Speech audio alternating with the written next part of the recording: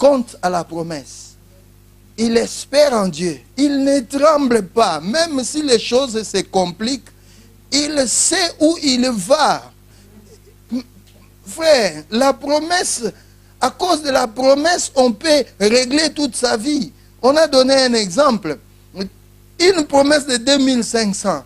Mais tu peux quitter même Massina et te rendre à Matete à pied. Excusez-moi ceux qui ne connaissent pas Kinshasa. À pied, parce qu'il y a une promesse. La promesse, tu peux la suivre. Même si ça fouille. On a l'habitude de répéter, mais au prometa Kingat, tu m'avais promis. Quand on croit à la promesse, on change aussi sa façon d'être. Et celui qui attend une promesse, quand il le regarde comme ça, tu sais que non, alléluia. Nos mamans, des fois quand excusez-nous, quand on était encore des enfants, comme je vois les enfants ici, nous à Kinshasa, on n'avait pas de copains et copines comme vous ici, j'entends. Nous, c'était des chéris, mais des chéris, seulement, moi je me rappelle, j'avais beaucoup de chéris. Beaucoup. Beaucoup. On faisait de toutes les façons qu'on puisse avoir ne fût-ce qu'une chérie sur chaque avenue. Mais notre différence est vous aujourd'hui, les chéris que nous on avait, tu passes seulement devant leur maison. Des fois tu les vois en train de laver les assiettes, tu es content, tu rentres chez toi à la maison. Alléluia. Tu es content parce que tu l'as vu. Tu as vu Marie-Jeanne? Ah oui. Ça dansait. Tu passes. Nous, c'était comme ça. Nous, toi, moi, je ne vous comprends pas aujourd'hui. Tu vois les jeunes dans les métros, ils n'ont même pas honte. C'est compliqué. Nous, ce n'était pas comme ça. Moi, j'avais beaucoup, mais d'autres chéris ne savaient même pas qu'ils étaient mes chéris. Vous voyez la différence? Nous, on pouvait même se chamailler avec un autre garçon. Ah non, pourquoi on l'a sa chérie nanga? Mais l'autre là ne connaît même pas que toi, tu es son chéri. Mais quand toi, tu vois quelqu'un comme ça, ton cœur est bien, tu dis, ah, nalingi. Et puis tu commences à dire dans le quartier, Azayanga, Muta Simba ete. Les jours où il va écouter ça, hey, pourquoi tu as dit ça? Je vous l'ai dit par rapport à la promesse. Une personne qui croit à la promesse et qui vit par rapport à la promesse, quand tu les vois comme ça, tu sais que non, il attend quelque chose. Alléluia. Est-ce que nous, quand on nous regarde, on peut vraiment savoir que nous attendons quelque chose? Nous voulons avoir entre les mains de Dieu ce qui est d'aujourd'hui, éphémère, terrestre. C'est pourquoi nous n'avançons pas. La grande chose que nous devons comprendre entre Isaac et Ismaël, Isaac avait une double portion de bénédiction. Tout ce que Ismaël pouvait avoir chez Abraham, entre guillemets, tout ce que le chrétien charnel peut avoir chez Dieu, le chrétien spirituel aussi a droit sur cela. Amen. Vous comprenez, Église? Vous le pouvez. Mais ce que Isaac devrait avoir à la fin, Ismaël n'avait pas droit à cela. La vie éternelle, le chrétien charnel ne va pas hériter le royaume des cieux.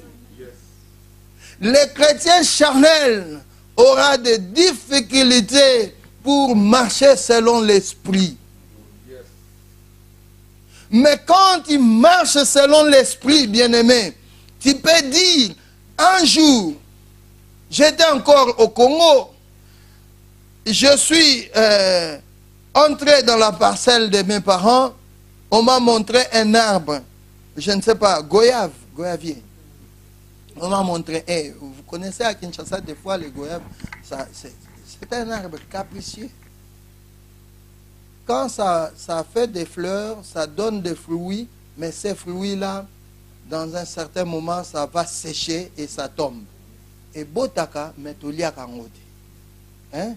Et so bota, mais il faut kauka et kwe nango, mutalia kangote. Alors, ce jour-là, j'entrais et j'ai vu les fruits par terre. Ma mère faisait le pondou. Alors, j'ai dit à ma mère, mais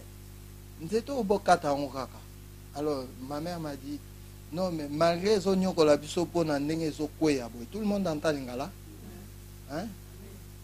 Malgré les oignons qu'on a vu sur mais quand même, ça nous aide contre les rayons solaires.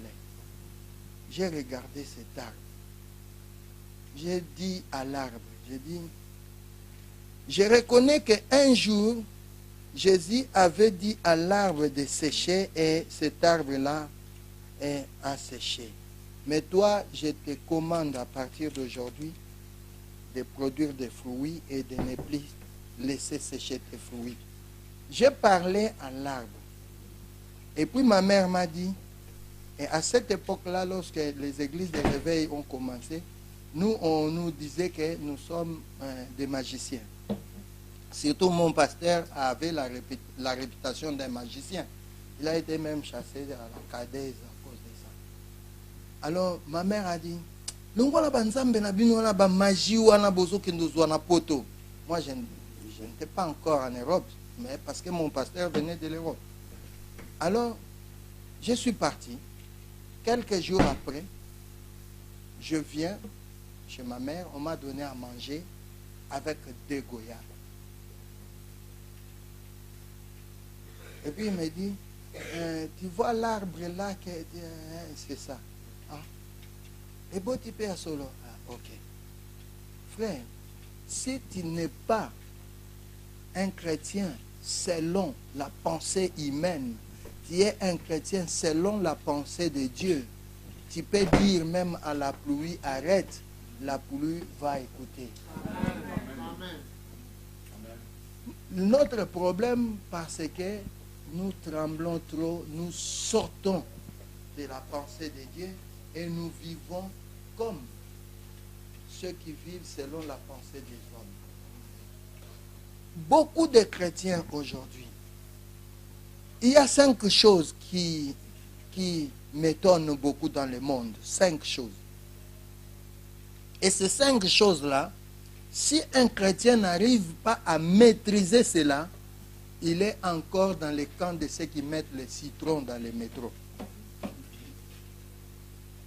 Est-ce que vous me suivez? Amen. 5 choses. Si toi, là où tu es, même si tu aimes Dieu, mais si tu n'as pas encore maîtrisé ces 5 choses-là, donc tu es encore dans le camp d'Agar. Pour être dans le camp de celui qui vit selon la promesse de Dieu, tu dois maîtriser ton téléphone. Alléluia. Dis à celui qui est à côté de toi, tu dois maîtriser ton téléphone. C'est compliqué, tu vas voir, surtout des jeunes filles, à 2 heures du matin, vous parlez encore au téléphone. Mais c'est grave, c'est compliqué. Maîtrisons nos téléphones. Un enfant de Dieu doit apprendre la maîtrise des choses du monde. Tu ne peux pas te laisser conduire par les instruments du monde. L'Internet, la deuxième chose. Ce sont des choses bien. Ce sont des choses utiles. Mais ne vous laissez jamais emballer par ces choses. Amen. Facebook. Dis-moi un peu, ça apporte quoi? Entre nous, que cela soit dit, le Facebook, ça apporte quoi? Ça fait trois choses. Ça peut être utile, mais que cela ne puisse pas te dominer. Alléluia. Internet, Facebook, l'argent.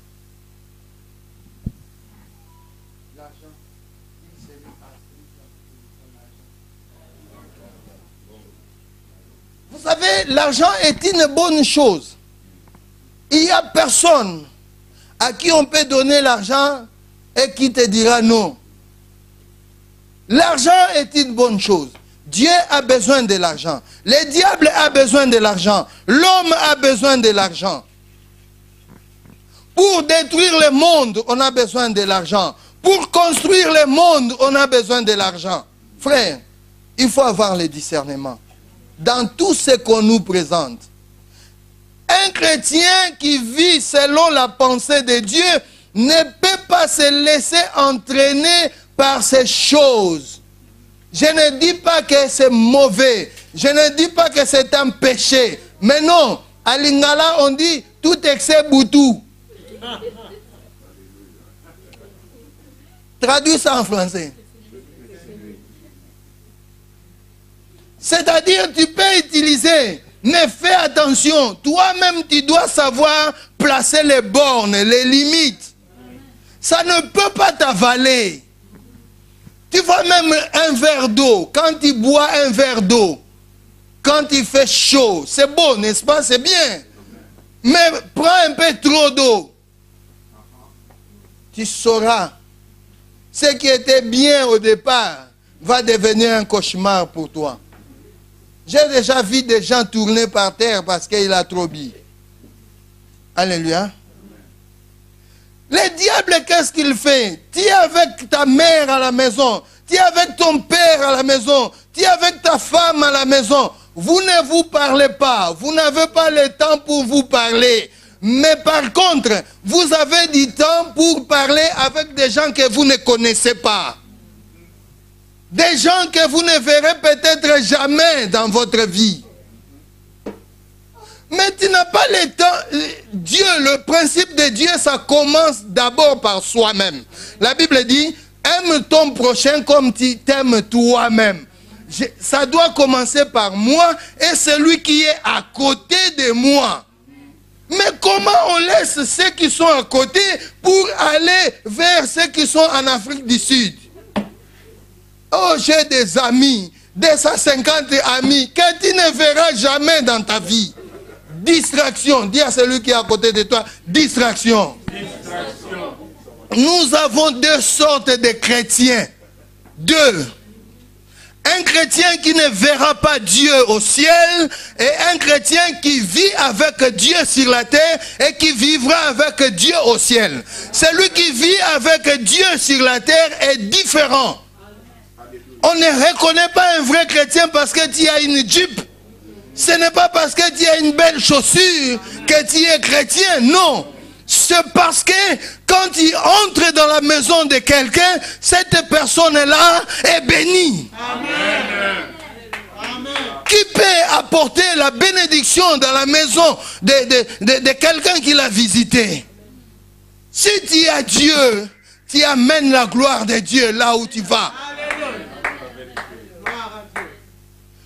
Un vrai chrétien qui vit selon la promesse de Dieu peut entrer dans une maison où il y a un couple en difficulté, mais à cause de ta présence, même si vous n'avez pas parlé des choses de la famille ou du couple, mais ta présence seulement, ça apporte la paix au point que la réconciliation arrive. Pourquoi? Parce que la lampe du Seigneur est sur toi. Ce n'est pas parce que tu as gêné. Ce n'est pas parce que tu as demandé à Dieu du pain et que tu as reçu du pain. Non. Soyons des porteurs de paix. Soyons des porteurs de joie. Des gens qui, quand ils viennent chez toi à la maison, tu es content. Non, il y a des gens, quand ils viennent chez toi à la maison, tu as même besoin de lui dire non, n'a aucun stage. Pourquoi? Parce que tu as besoin qu'ils partent. Alléluia. Deux sortes de chrétiens. Quel genre de chrétiens tu es? Les chrétiens, surtout quand on nous a donné les cas mobile, avec possibilité de parler pendant toute la journée. Hey. Maman, tu t'appelles comment? Déborah. Alors Déborah prend son téléphone. Alors maman elle me dit, hé Déborah, oyokaki balobi, balobi. Pendant toute la journée, balobi. La gloire de Dieu ne peut pas marcher avec toi. Tu veux la gloire de Dieu. La Bible dit prier sans cesse. Il n'y a personne qui peut en réalité prier sans cesse de la façon que nous avons compris la prière. Mais si nous comprenons la prière de la façon que Dieu l'a compris, nous allons prier sans cesse. Prier sans cesse, c'est rester en contact avec Dieu. Prier sans cesse, c'est rester toujours dans la pensée, dans sa pensée, méditer par rapport à la parole de Dieu. Méditer par rapport à ce qui est bon. Méditer par rapport à ce qui est bien. Prier sans cesse. Je suis en train de donner un séminaire sur le miracle. Et je me rappelle ce que je dis maintenant est important parce qu'on a parlé comment est-ce qu'on peut provoquer les miracles dans l'église. Comment est-ce qu'on peut provoquer les miracles dans sa vie? Comment est-ce que quelqu'un peut déclencher les miracles? C'est trois façons différentes. Dieu peut faire les miracles dans l'église, dans une boîte de nuit, dans un bus, dans la rue, dans la vie des païens, mais toutes ces choses-là ne se feront pas de la même façon. Il y a toujours des critères, il y a des conditions qu'il faut remplir, qu'il faut suivre pour que cela puisse s'accomplir. Dieu est souverain. S'il veut faire quelque chose, il le fait. Mais pour l'Église, Dieu attend à ce que l'Église fasse quelque chose. Pour ta vie, Dieu attendra que toi tu fasses quelque chose. Et celui qui veut être un déclencheur des miracles, c'est-à-dire quand je veux prier pour les gens, pour que les gens puissent changer dans leur vie, je dois aussi m'attendre à certaines choses que Dieu attend de moi. Alléluia. Ça fait trois choses différentes. Est-ce que tu peux apporter la bénédiction dans ton entourage? Pour apporter la bénédiction dans ton entourage, tu dois être un chrétien qui vit selon la promesse. Alléluia. C'est très important. Nous n'avons pas parlé des satanistes, des gens qui se disent athées ou quoi que ce soit, mais nous avons parlé de ceux qui ont cru en Jésus-Christ. Le vrai chrétien qui marche selon l'Esprit de Dieu, c'est celui qui croit en Jésus, qui ne cherche pas Jésus pour lui-même. Tu ne sers pas Jésus pour toi, mais tu sers Jésus pour Jésus. C'est-à-dire, quand je regarde mon frère Roch, je veux que Roch puisse voir la main de Dieu. Je veux que Roch puisse de sa bouche témoigner la bonté de Dieu. Ça, ce n'est pas Dieu, mais moi, je le veux. Alléluia. Si maman bénie regarde maman aimée et du fond de son cœur, quand il prie, il pleure, tu viens chez maman bénie, tu l'entends en train de prier, en train de pleurer, mais elle ne pleure pas pour sa vie, elle ne pleure pas pour ses enfants biologiques, mais elle pleure pour une autre personne. Et quand tu vis comme ça dans ta vie, tu commences à percer le cœur de Dieu. Tu commences à devenir un instrument important, utile dans la pensée de Dieu. Une personne qui, quand Dieu veut faire quelque chose dans le monde, il pense d'abord à toi. Même quand il ne demandera rien, Dieu le fera. Parce que tu seras dans le cœur de Dieu. Alléluia. Que Dieu bénisse sa parole.